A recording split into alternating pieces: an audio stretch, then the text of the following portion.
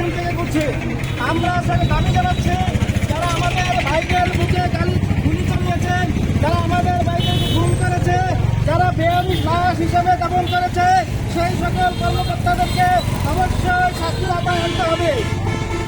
এবং আমরা দাবি জানাচ্ছি, ছাত্র সমাজ এই দেশ গড়ার ক্ষেত্রে যে ভূমিকা রাখা দরকার, আজকে থেকে আমাদের ছাত্র সমাজ মাটিরাঙ্গাতেও একই ভূমিকা পালন করতে পারবে ইনশাআল্লাহ। মাটিরাঙ্গার ছাত্র সমাজ ভবিষ্যতে যদি কোনো বৈষম্য হয়, এক্ষেত্রে মাটিরাঙ্গার ছাত্র সমাজ প্রতিবারের মতো সামনেও এগিয়ে আসবে ইনশাআল্লাহ।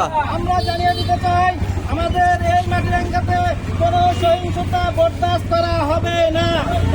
এক্ষেত্রে আমাদের ছাত্র ভাইরা নিজেদের বুথ পেতে দিয়ে যেভাবে দাবি আদায় করেছে, একইভাবে সহিংসতা সবাই রোধ করে দিবে। এবং আমাদের সামনে যেই বিপদ আসুক না কেন, আমরা শিক্ষা গ্রহণ করেছি, যদি মেয়ের পক্ষে থাকা যায় তাহলে সকল বিপদ আপদ মোকাবেলা করে বিজয় অর্জন করা সম্ভব হয়।